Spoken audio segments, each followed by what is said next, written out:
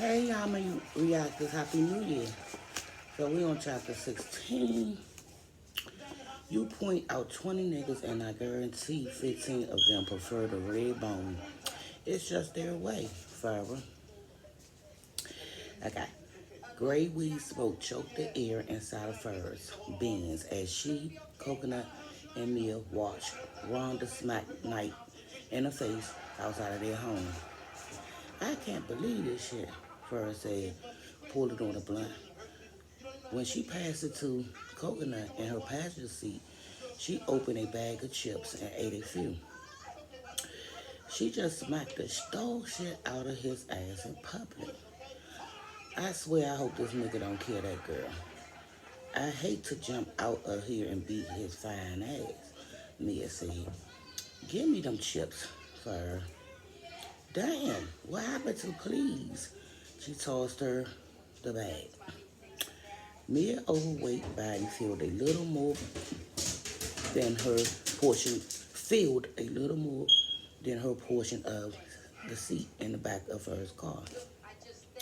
And the red lipstick she wore rested on the top of her shirt instead of her mouth. Because I'm tired of seeing the motherfuckers fighting all the time. They should just break the fuck up.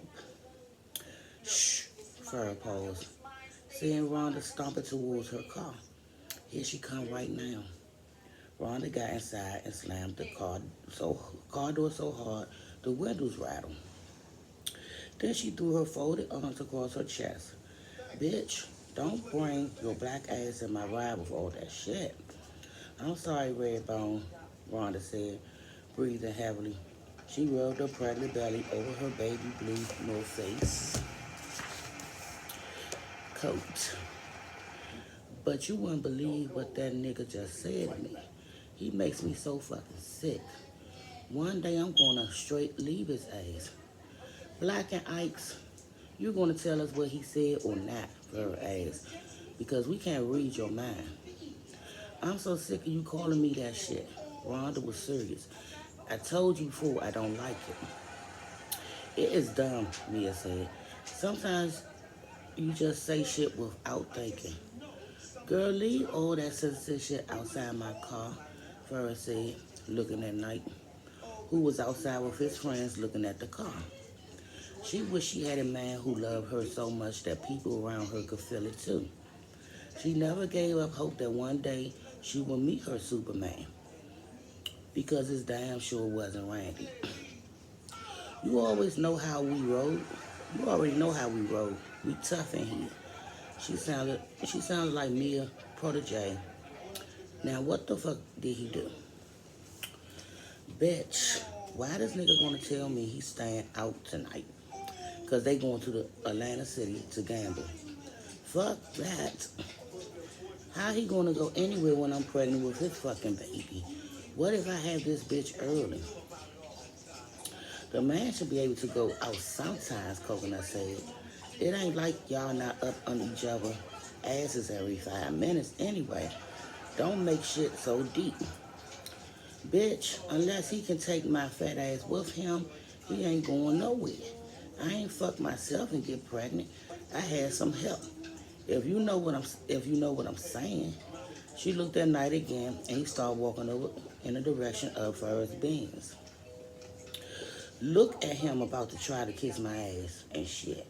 He knocked on her window and at first she didn't roll it down until he knocked again. Yes, Knight. The cold air rushed inside and Fur turned the heat up. Give me a kiss, he said, easing his head into the car before I fuck you up. Nigga, please, Rhonda said, waving him off. Why don't you get one of them bitches in Atlanta City to kiss you, since you so fucking pressed? He took his head out of the car and looked down at her.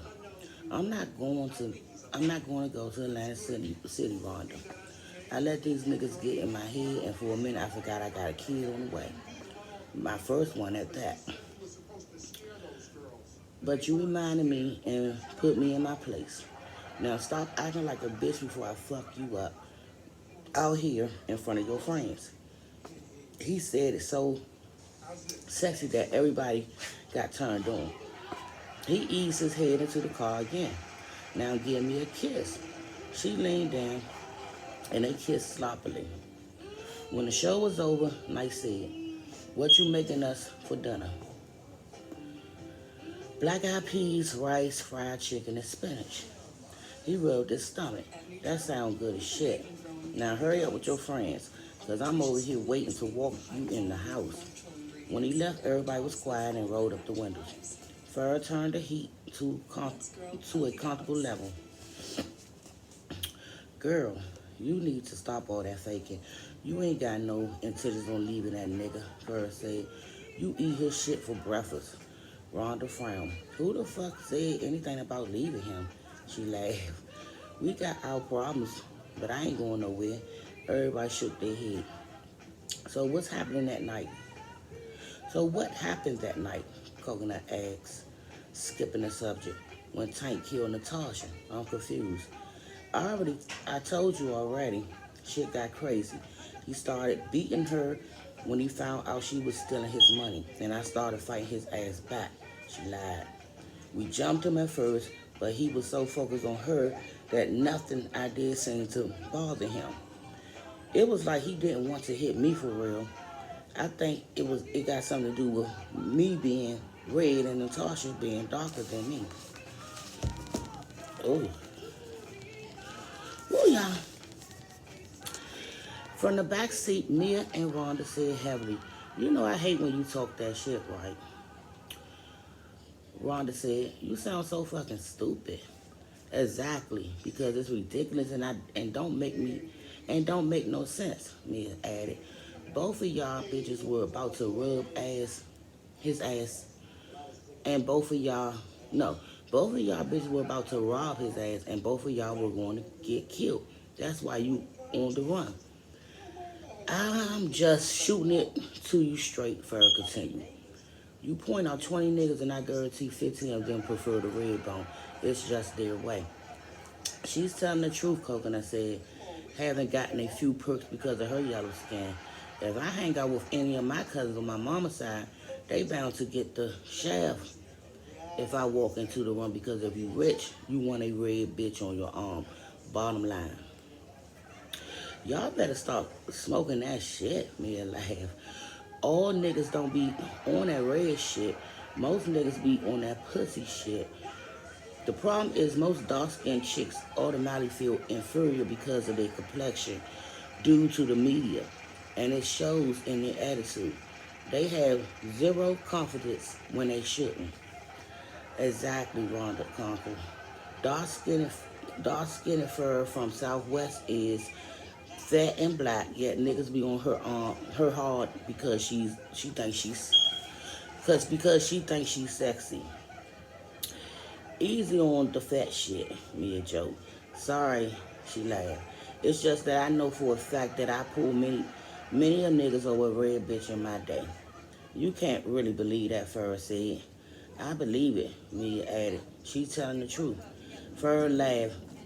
"Big sis, you delusional." Mia squinted her eyes.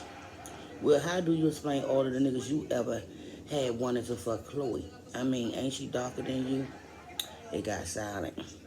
"That's cause Chloe's a freak and niggas can read into that shit." "Did Chloe tell her about Zone?" Farrah thought. "I bet I won't ever have her around another one of my niggas believe that shit." "I hear you, but if what you saying is true, because you're red, your pussy should be golden. And who want to lose gold?" She smirked. "If anything, a nigga need to give Chloe the boot. But we all know when her little ass walk into a room, niggas' mouth drop and she as black as night, just like me, mama, and daddy." "Whatever, Mia. You just mad because Chloe be pulling your niggas too." Mia laughed. "You sound like a fool. I just fuck the dudes I hook up with. I don't personally own none of them, nor do I want to. That's why I only deal with the young boys. If you over 19, you can't even get my attention, and definitely not my time." "How you only like young boys when you 27? Farrah asked. "You gonna fuck around and get locked up because they don't speak unless spoken to and can fuck me long and hard." She slapped five. She slapped five with Rhonda. Them old bastards can't even eat my pussy right half of the time. Maybe because they can't find your pussy. For her added. She was really showing off and pushing her luck. Ever since she stepped out of her shell, she was starting to become heartless. From that muffin top you got hanging over your panties and the food and makeup that be on your clothes, you lucky any nigga step to you at all. Mia rolled her eyes. I hope you don't be tricking on them, Mia. Coconut responded. You big, but you too pretty for all that. Bitch, fuck pretty. I'm beautiful and I don't get slapped. Mia pointed at her. I don't give niggas shit but pussy. She sat back in her seat and allowed the effects of the weed to take over. What I look like spending the hard-earned coins I get from the bank on a nigga. I'm not their mama. I heard that, Rhonda laughed as she texted Mike, who drove to the store with one of his friends a moment ago. Long chapter. Oh, it's a long one. And I got some good this chapter long. Oh. But I'm going to get through it. That way my phone will be charging up. How y'all doing? Okay. From the back seat, Mia and Rhonda sighed heavily. You know I hate when you talk like that, right? Rhonda said. You sound so fucking stupid. Oh. I'm sorry, y'all. I done lost train of thought. Okay. You mean the hard-earned coins you steal from the bank? For her added. The ones I steal and earn, smart ass. I'm just being full. I'm just being fully real. Niggas who stomp on bitches because they dark are dumb. It don't make no motherfucking sense. So you saying there's something wrong with a preference? Coconut asked. I think a man has a right to choose what he wants. Nah, ain't nothing wrong with preference. Like I said, I prefer young dick, Mia laughed. So picture me hating on anybody who prefers anything. I'm just saying, niggas is lame, who slam bitches because of their complexion, especially when the bitch who gave birth to them is black. Right. Move on what you want, but don't be drowning other motherfuckers in the process, Rhonda added. I know some girls who want to kill themselves because of that shit. Whatever, Furrow said, rubbing her eyes dry. I get mad play because of my skin tone, and that's the bottom line. I'm tired of being stressed because I'm blessed. Mia started giggling. What you laughing about, Rhonda asked. Something from when we were little. What? Coconut asked, turning around to look at her. Fur, if you love your tone so much, how come when you were a kid and stayed out in the sun until it went down just to get dark? Mia could tell you. She was getting higher by the minute and no longer considered her sister's feelings. She had pus bumps from her head to her pissy pussy.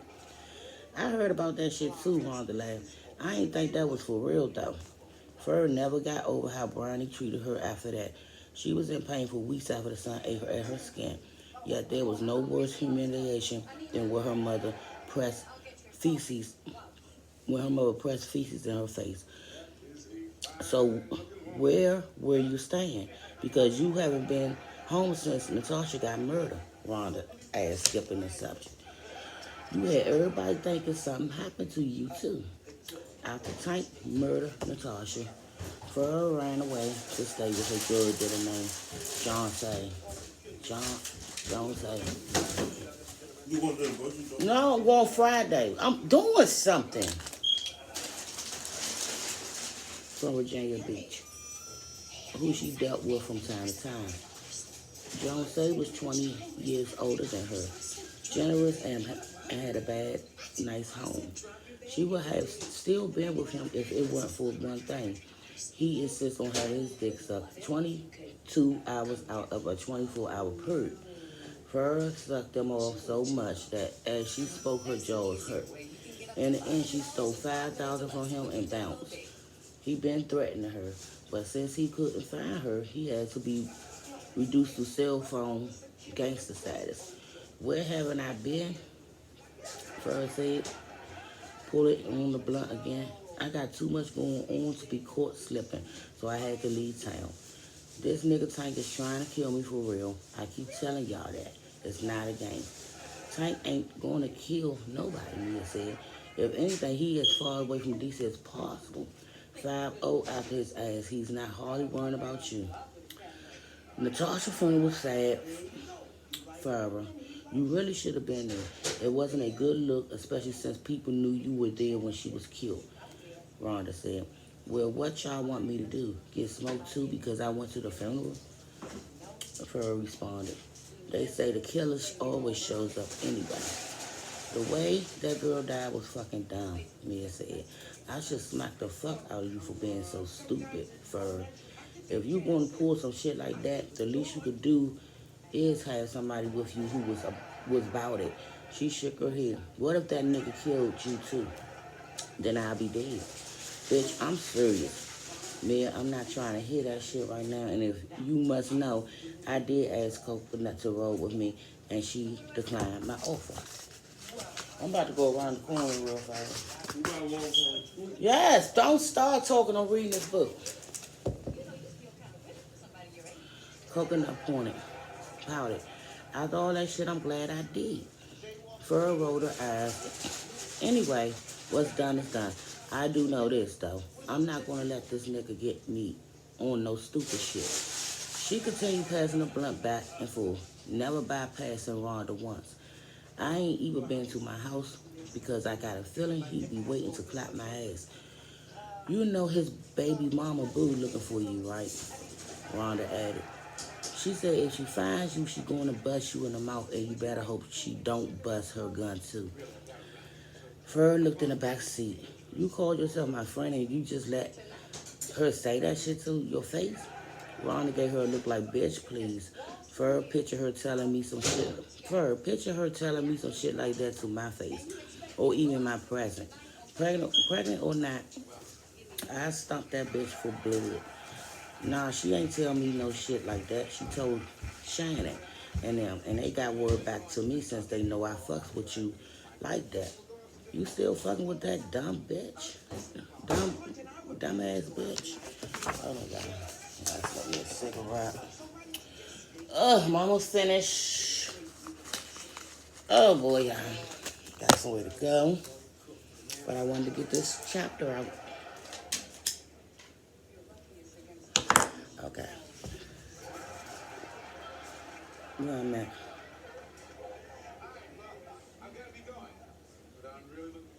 Where is that?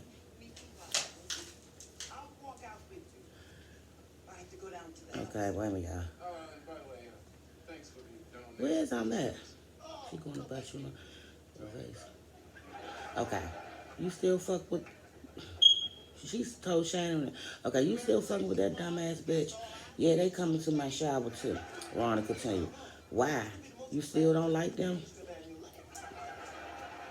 If the shower gonna be at my house, they not coming. That's fucked up for her, Rhonda protested. I'm trying to get as much shit I can for my baby. She rubbed her stomach for a simply point. If anything, there'll be a time for you to floss your new crib. Why not let them come? I guess. I can't concentrate, y'all. Wait a minute. Okay. For her, like that idea is making them jealous. If you stop worrying about shit that happened on the bleachers in school during gym, you'll find out that they really nice girls, Coconut said. Fur weighed them all. There was nothing they could say to her. She didn't fuck with Shannon in middle school, and she didn't fuck with her now. I don't care about Shannon, but I know one thing. The world will have to flatten itself out before I let Boo put her hands on my sister. Mia laughed. She shouldn't have had a baby by Tank ass anyway.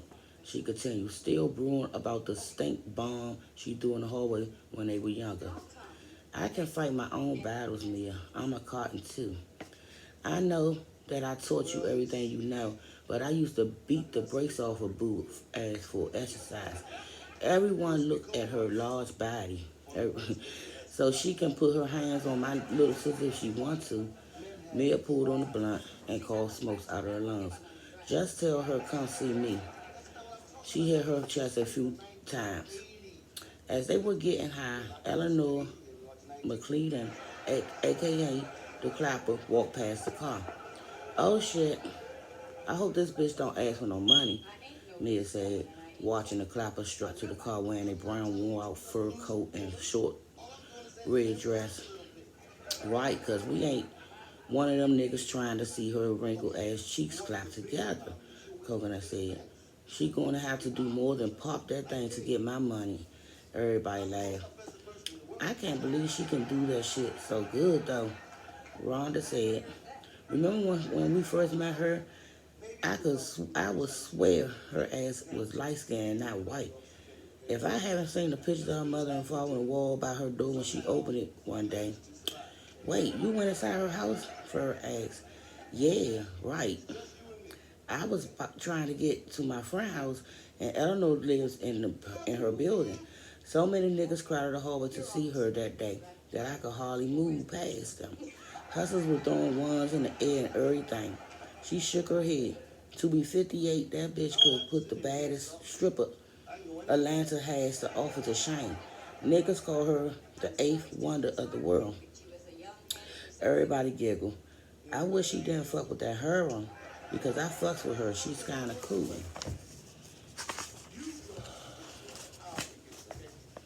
She's right. I got my weed from her, Coconut said. She gets it from Willie Gregory, the old pimp man who just got out of jail. I think that I think they fucking or something. Ain't that Randy father? Rhonda asked. Yeah, Coconut said, looking at her. I heard he's not all that, Rhonda shrugged. He volunteers at a nursing home in Southwest. He's just not good enough to date, Rhonda said. And he got money, too. Farrell remained silent, keeping her comments to herself. The clapper walked up to the passenger window and lightly tapped. Coconut rolled hers down and said, Yes, I was wondering if you girls need anything, the clapper said, walking up to the window. I could give you a show if you want, she continued, preparing to raise the bottom of her coat. Fuck you mean, do we need anything, for a frown. Bitch, ain't nobody in this car paying you to do shit, but get the fuck out of their face, she yelled across Coconut. Unless you got some weed on you, Coconut said. I'm out. I'm out now. If you want to stop by later, I got you. She bowed 3 times before looking at Fur strangely. I'll talk to y'all later. What y'all about to do right now, Rhonda said, seeing her boyfriend pull back up. She missed him already. Night about to walk me in the house. I want him to take a nap. Nothing, girl. Go ahead and do you. When Rhonda left, Coconut decided to break the silence. You went too hard to prove your point earlier, Mia, with the sunburn thing. Bitch, shut your young ass up, Mia said. Coconut knew that when it came to wrecking, Mia could win a championship fight with Tyson in his heyday if she wanted. So she closed her mouth. My sister knows I'm just playing with her, right? Fur looked back at Mia and said, Coconut, mind your business. You know my sister just fucking around with me. Coconut rolled her eyes. So Fur, let me sit back, y'all. Oh, my back. So Fur, when you moving back home, Mia asked. Fur looked at her and frowned. Never. What you talking about? You know you can't afford that apartment by yourself. Ain't that the reason you got caught up with Tank trying to get rent money? Not to mention your roommate keep on dying on your ass. First of all, Natasha never made it to roommate status, and Zone was my man. Secondly, I can't live with Mom. You know that. We probably killed each other. Mama ain't strong like she used to for her. She ain't about all that fighting no more. When her phone rang, she saw it was Randy and tried to hide the screen from Coconut before she saw his name. When she looked over at her, she was staring in her face. What? For a frown. If you fucking with that nigga again, you stupid. What nigga? She stupid for messing with Coconut, Mia asked. Mind your business, Coco. Fuck it. Y'all ain't gonna tell me shit, Mia said. I got problems of my own. Fur was supposed to meet Randy 15 minutes ago, but time flew by. She was starting to realize that as much as she hated him, when it came to a bid, he he could easily get her out. She was reckless with money, spending on everything but its intended purpose. Many times she tried to see him in the stories she wrote every day about the way she wanted her life to be. But his face never seemed to fit the picture quite right. Look, I gotta be somewhere. I'ma get up with y'all later. Ugh, Coconut said, shaking her head. I knew you were going to be stupid. Watch that nigga finish what Tank started. Y'all, this is a long book. I got 3 more pages. 4 more pages. Woo! Now, Mia was really interested. What's she talking about? You in trouble outside of the Tank situation? It's nothing, Mia. I keep telling you, y'all, I'm grown. First now.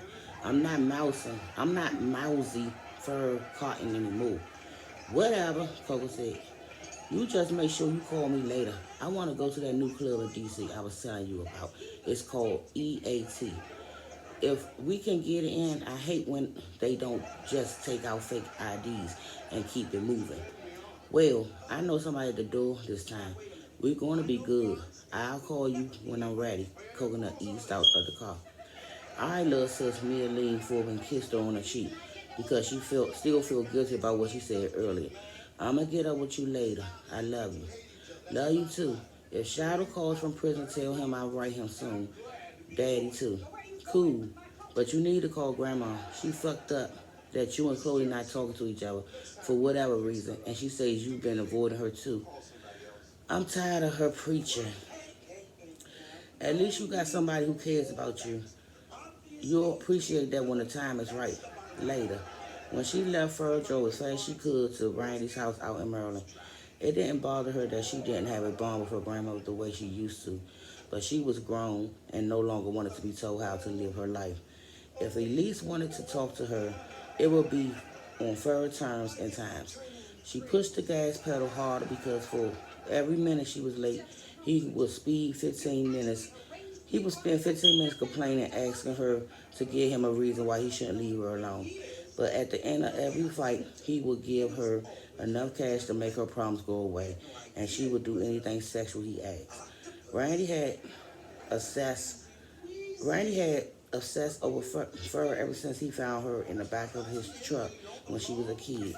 He never made a move because her body hadn't matured enough for his taste. Really, he preferred a much older woman who would be obedient to his every command. Although she was young, she did listen when he put the pressure on her. So he felt he could mold her mind. Out of all his girlfriends, Fur was the only one who could take dick and allow him to do everything he wanted to her body, whether it hurt or not. Plus the fact that before his mother died 3 years ago, she wanted him to marry her. And that made him want to be with her even more because he trusted his mother's judgment. Losing his mother hurt, and without her guidance, he was lonely and unstable. He was trying to build a home, but he needed her. His place was on a curving tree-lined street, and all the homes in the neighborhood, including Randy's, had ample lawn space. When she got to his house, she saw another car out front, which was rarely the case. She, instead of asking her warm car and knocking on the door, she decided to call first. You got company? She asked the moment she heard his voice. She checked her makeup in the mirror and then brushed her hair. Because I thought you wanted to be alone with me. First of all, I called your motherfucker ass 10 times and you just getting back at me now? Why the fuck you ain't answer the phone? You gonna make me not fuck with you no more for her? Then do it then, nigga. That's what she thought. Then what the fuck you gonna do? Who's gonna keep paper in your pocket? He was so early it was gross. Randy, I was busy. Well, get the fuck in here before I cut you off. You gotta learn to respect me. I'm parking now, Farrah parked her Benz on the street to prevent blocking the other visitors. Then she grabbed her purse and moved through the snowy sidewalk to get to his house. When she got to the door, she knocked twice. How many more pages? It's open, a man said. The moment she turned the knob, she wanted to run back outside. To her left was a dude she never saw before, and he was so... Time is flying. He was so... What? Never saw before. He was so... He saw the distressed look on her face. He slammed and locked the door to prevent her from leaving. But it was the person sitting on the sofa with the no face coat that had her shaking the most. Their tank was glaring in her directions. Things were rolling around her head, mind, and she was feeling sick. Walking towards the sofa, she stopped in place when she heard scratching noises coming from the bathroom by the front door. What's going on, Randy? She asked, breathing heavily. To the left of him sat a table with a bouquet of fresh red roses, which she felt were out of place. Her eyes alternated from the stranger to Brandy and Tank. I come at a bad time. Get over here and sit down, Randy said. She didn't move, and the man at the door pushed her towards the chair. Tank, I'm not going to say nothing about what happened at your house. You see, I ain't tell the cops nothing either. Even though they pressure me, your secret is safe with me. First, sit the fuck down, Randy said. You wasting everybody's time. Fur walked over to the chair within the room across from Tank. He was ice grilling her. Fur couldn't read Randy's face because each look he gave meant different things at different times. Although Randy was a dangerous man, to look at him you'll never know. At the moment his smooth dark chocolate face was emotionless as he ran his hand over his low haircut, which was riddled with waves. A pair of dark Versace shades hung on his nose, and he pushed them back repeatedly out of habit. Can you tell me what's going on? She sat in the seat. When the scratching noise at the bottom of the bathroom door got louder, she looked at it. When it stopped, she faced Randy again. I'm confused. I'm settling your debt, Fur. That's what's going on. Settling my debt, she pointed at herself. But I don't owe anybody. Sure you do, Redbone, Randy said. Whenever you cause problems, you owe the people it impacts. And we're here to discuss what it would take to clean up your mess. When things are settled tonight, you owe me. Don't worry, I got a payment plan for you. But I never took anything from him. That's because you didn't get a chance to. This nigga's on the run because he murdered somebody you brought in his house without him knowing. So yes, you owe him. Randy disappeared to the back of the house, leaving her alone with the men. While he was gone, she turned around and examined the front door. If she used her track skills, she could be outside in less than 30 seconds. Decided to go for it when she focused back on Tank. The nose of the 45 that killed her friend was staring in her direction. You're not going to get away from me this time, Redbone. Tank was sweating, even though the air was on. Needless to say, Fur didn't move. 5 minutes later, Randy returned with a book bag full of money. When he saw Tank's gun, he said, put that shit away. Tank pulled up his coat and tucked the gun in the waistband. When he was done, his eyes found their way back on Fur. He hated her, and it showed in the way his nostrils flared with every breath he took. Interrupting his glaze, he handed Tank the money bag, and Tank was about to look through it, and before Randy said, don't insult my fucking intelligence. That's 100 grand is all there. Finally speaking, Tank said, it may be all there, but it ain't enough to start over. He raised the bag. I might not get further than North Carolina with this shit. But that's what the fuck you asked for, and we both know that's more money than you ever seen in your life. You could have never been making more than 1,000 a week working for me on the block, if that. Randy looked at his goon on the door who handled paydays. What you think, Tornado?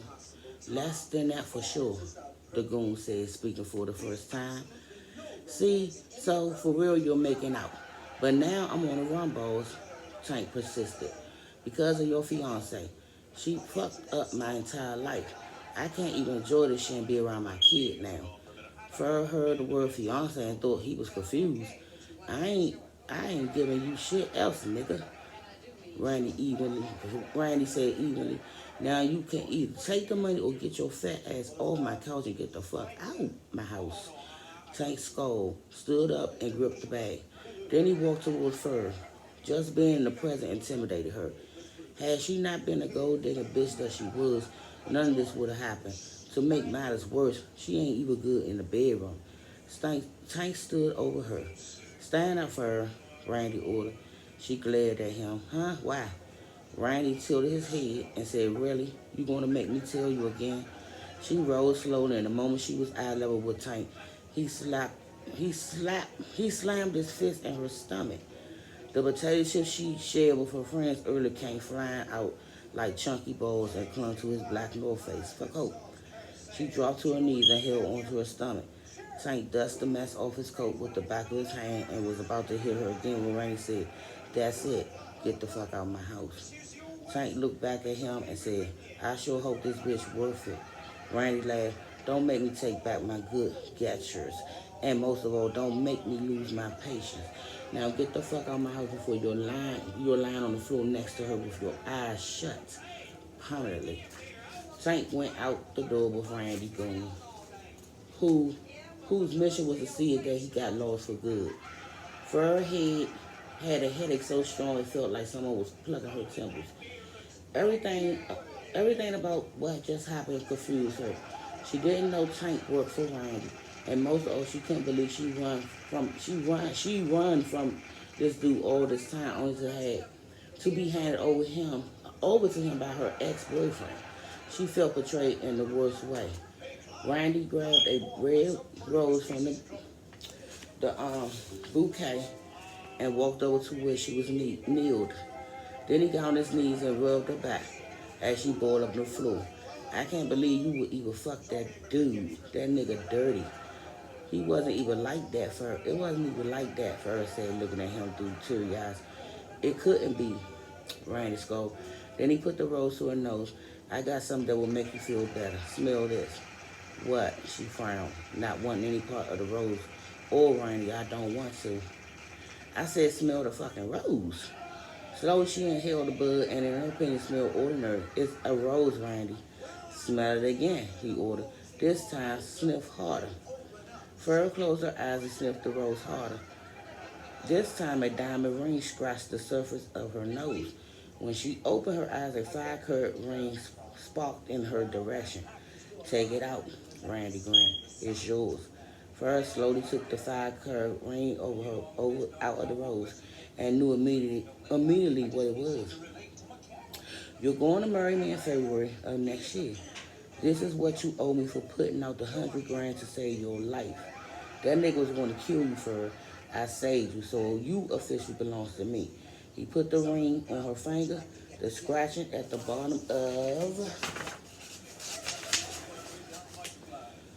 the bathroom door grew loud and Randy smiled. "Oh, I almost forgot." He got up and opened the door. Out ran 2 tiny chocolate teacups, Yorkies. Since Fur was on the floor, they leaped on her and licked all over her face. They were far more excited about life than she was at the moment. "I got these for you as an engagement gift." "Why are you doing this to me, Randy? I don't love you." "I'm sorry you see this as a punishment, but before my mother died, she wanted me to be happy and to have kids. She said it would be you. Don't worry about that." She didn't speak. "I've been running the streets and could never find a chick more obedient than you. You're young and you do what I ask." He rubbed her head. "The only problem I have is that I can't keep my eyes on you at all times. That's about to change too." Fur knew he wasn't the one. She felt it in her heart. If she moved in with him, she'd never be free, and he would dominate her life. Lying was the only way she saw out of this situation, even though she could hear her grandmother in the background warning her against it. "Where have you been living since Zone died?" She could barely speak because she was in so much pain that she felt as her bowels were pushed to the back of pushed to the back because of Tank's thunderous blows. "You want to make me ask you again?" he said, holding one puppy while the other jumped all over her lap. "I'm not trying to ignore you. It's just that my stomach hurt. That nigga just hit me hard as shit." Randy chuckled. "That blow wasn't hard enough to do damage," he grinned. "I mean, it ain't like we ain't did way freakier shit than that before. Now, where are you living?" Realizing there was no way she could tell this fool she was trying to keep the apartment in Platinum Loft, she said, "I'm back home. I'm staying with my mother for now." "Why you didn't keep that spot in the loft?" "I was hoping we could live there together." Secretly, he wanted to move dope out of her apartment, since it was in one of the best drug areas. I thought it would be nice to have that place in our house here. They rented it out because I couldn't afford to stay there. It's already gone. You should have said something. He shook his head. Well, since you're my fiance, you can live with me. Brian, you gotta give me time to tell my family and my mother. I mean, she's sick right now and I need my help and she needs my help. You don't even fuck with your mother like that. We've been working on our relationship. She smiled weakly, now holding a happy puppy to make her lie more believable. I can't move with you right now because I don't want to leave her alone. And my sisters are doing their own thing. I'm gonna let you stay at your mom's house for now. But when she's better or not, you're moving in with me. That ring on your finger means you are mine. I'm serious about that. You have to handle yourself in the streets like a lady at all times because I'm watching. You're my queen. Do you understand what I'm saying? Yes, Randy. She bawled, wiping tears off her face. You know it disappoints me that you're crying. You used to tell me you dreamed about a dark chocolate nigga to sweep you off your feet. I never forgot about that. So here I am. Awkwardly skipping the subject, Randy asked, so what you gonna name them? He looked at the dogs. Not sure, guess I gotta think about it. The dogs were the last thing on her mind. We're thinking something tonight. He grabbed the puppy from her lap and it yapped louder because he gripped it too hard. He put both dogs' faces up to his and kissed them, both in the mouth. He tongue, his tongue touched his ears, and Fur was grossed out. Now go get cleaned up and then go to my room. I want you face down, ass up. Woo, y'all, that's a long chapter. So I will be back with chapter, I think 17. So buy my reactors, y'all. Woo, bye bye.